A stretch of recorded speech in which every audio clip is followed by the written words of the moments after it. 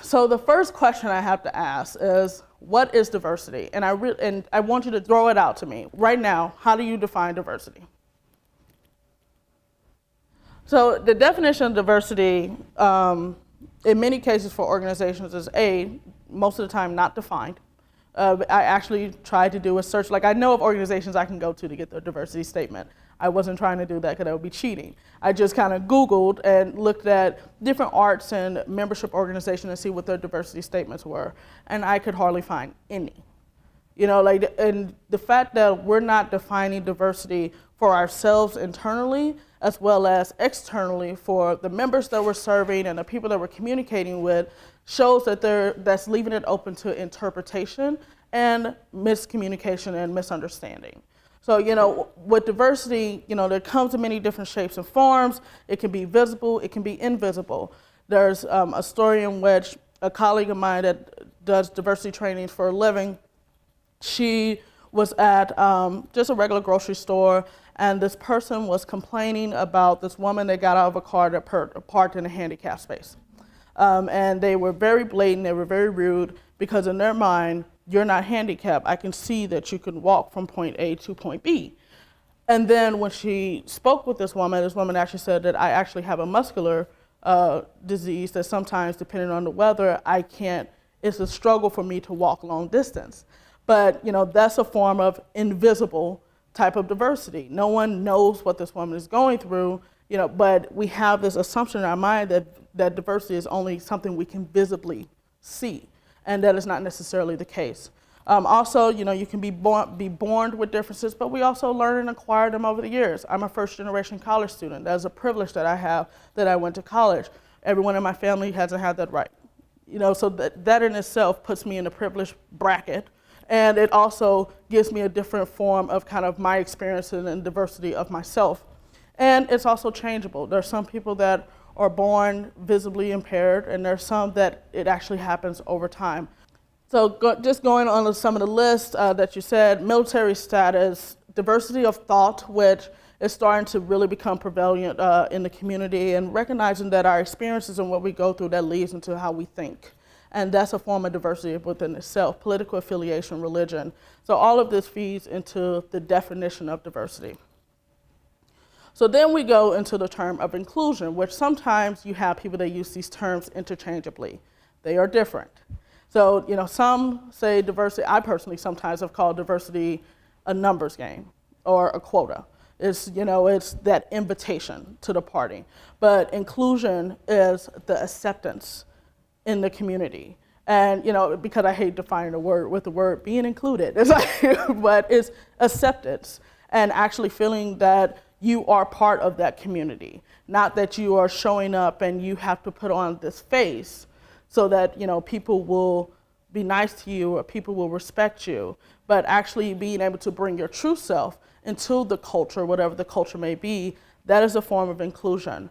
And while some organizations are really attacking diversity, they're falling short in this inclusion ballpark, because they think it's only invitation and not recognizing that you also need to have people feel like they're part of the system, that they have a voice at the table, and that they are one of the whole or the larger part.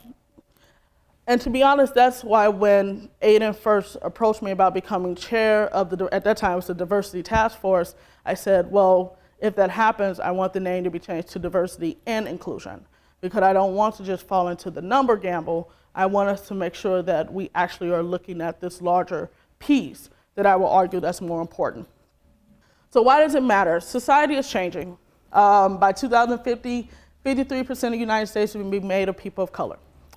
We also have 19% of the US population reported they have a physical or intellectual disability, and I will argue that that number is actually higher, because most people will not put on, actually write down that they have an intellectual disability because of the stigma that is associated with it. So, this society is changing, and we just have to be representative of that. Also, we need to look at the term of how diversity and inclusion leads to more innovation within the business sector, within our organization. It's been proven, now there's more research into it, where it's showing that the more diverse your teams are, you bring all these different perspectives into play. It shouldn't just be one person leading a charge. It shouldn't just be the same homogenous group leading a charge. You need to have diversity of age. You need to have diversity of gender. You need to have diversity of sexual orientation. And literally having all these people at the table, they will bring in some perspective that you wouldn't have thought of. It happens to me all the time where I say, I didn't even consider that. When I worked at a diversity inclusion organization, I did majority of their graphic design and I led their marketing. And it wasn't until I worked with a visually impaired individual that I realized how designers, we just really like small type.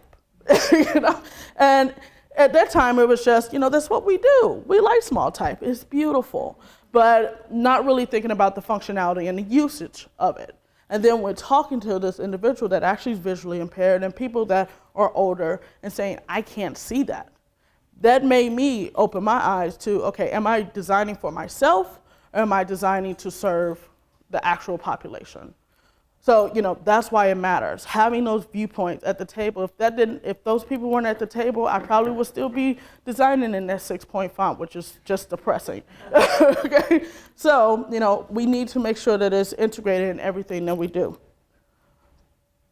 A few touch points, and especially in relation to AIGA, diversity and inclusion should be integrated into membership, operations, programming, communications across the board. I know Aiden alluded to this.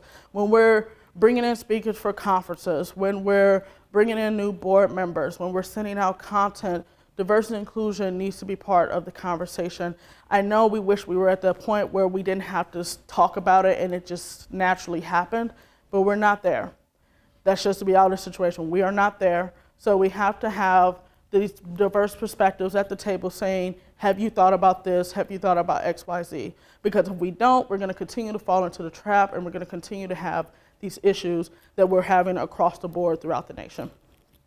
Also, I cannot stress this enough, invitation is important, but please avoid tokenism. And tokenism is essentially when you continue to ask the same people, or you ask on that one black person because, hey, we need a black representative. Hey, can you come and speak at this? That's a form of tokenism because one, you're not asking this person based on their perspective, based on what they're bringing to the table. You're asking them so that they can fit a quota. Avoid that as much as possible. And also expand your viewpoint, not necessarily using the same people, but talking to people that maybe didn't go to RISD. I'm just throwing it out there, but including all of these individuals into the conversation. AIGA will have over 26,000 members. And we need to be representative of those 26,000 members and not just, as we're saying in the United States, the 1% that have access and are, at the front of the crop. So we need to think about visual representation. We need to think about it verbally, writtenly, and when we write, are we using people first language? Are we creating our sites and our communication where they can be translated besides English? And this is something I learned. My trip to New York 2 years ago is what made me figure this out. Because I was walking down the street, and I promise you, I was like, I have no idea what anyone's saying.